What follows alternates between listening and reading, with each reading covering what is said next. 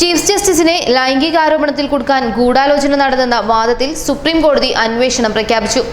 Justice AK. പട്നായിക്കിന്റെ മേൽനോട്ടത്തിലാണ് അന്വേഷണം.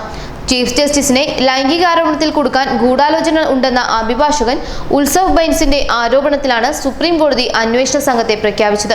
റിലയൻസിന് വേണ്ടി വിധി തിരുത്തിയത് 2 ഉദ്യോഗസ്ഥരും ഗൂഢാലോചനയിൽ പങ്കാളിയാണെന്ന് കാട്ടി ബെയിൻസ് നൽകിയ അധിക സത്യവാങ്മൂലം പരിശോധിച്ച ശേഷമാണ് കോടതി ഉത്തരവ്. രാവിലെ ഈ കേസ് പരിഗണിച്ചപ്പോൾ ചീഫ് ജസ്റ്റിസിനെതിരായുള്ള ഗൂഢാലോചനയിൽ തന്നെ സ്വാധീനിക്കാൻ 1.5 കോടി വാഗ്ദാനം ചെയ്തതിന്റെ തെളിവ് എന്ന് അവകാശപ്പെട്ട് ഒരു സീൽ വെച്ച കവർ അഭിഭാഷകൻ ഉത്സവ് ബെയിൻസ് സുപ്രീം കോടതിയിൽ നൽകിയിരുന്നു.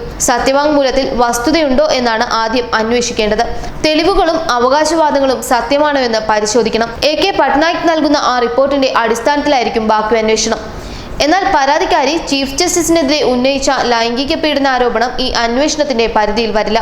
നാളെ രാവിലെ മുതൽ ജസ്റ്റിസ് എസ്.എ. ബോബ്ഡെ അധ്യക്ഷനായ 3-അംഗ ബെഞ്ചിന് മുൻപാകെ പരാതിക്കാരി ഹാജരായി തെളിവ് നൽകണമെന്നും സുപ്രീം കോടതി ഉത്തരവിട്ടു.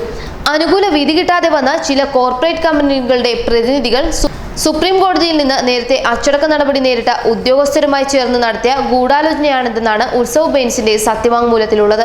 ചീഫ് ജസ്റ്റിസിനെ രാജിവെപ്പിക്കാനുള്ള ഗൂഢനീക്കത്തിന്റെ ഭാഗമായാണ് ഈ ലൈംഗികാരോപണം ഉയർത്തിയത്. തപൻ കുമാർ ചക്രവർത്തി, മാനവ് ശർമ്മ എന്നിവരുടെ പേരുകൾ ഉത്സവ് ബെയിൻസ് എടുത്തു പറഞ്ഞിട്ടുണ്ട്. നേരത്തെ എറിക്സൺ കമ്പനി നൽകിയ കോടതിയലക്ഷ്യ കേസിൽ അനിൽ അംബാനി നേരിട്ട് ഹാജരാകണമെന്ന സുപ്രീം കോടതി ഉത്തരവ് തിരുത്തിയ കോർട്ട് മാസ്റ്ററും സ്റ്റെനോഗ്രാഫറുമാണ് തപൻ കുമാറും മാനവ് ശർമ്മയും. ഇതുമായി ബന്ധപ്പെട്ട തെളിവുകൾ പുതിയ സത്യവാങ്മൂലമായി സമർപ്പിക്കാനാണ് ഉത്സവ് ബെയിൻസിനോട് കോടതി ആവശ്യപ്പെട്ടത്.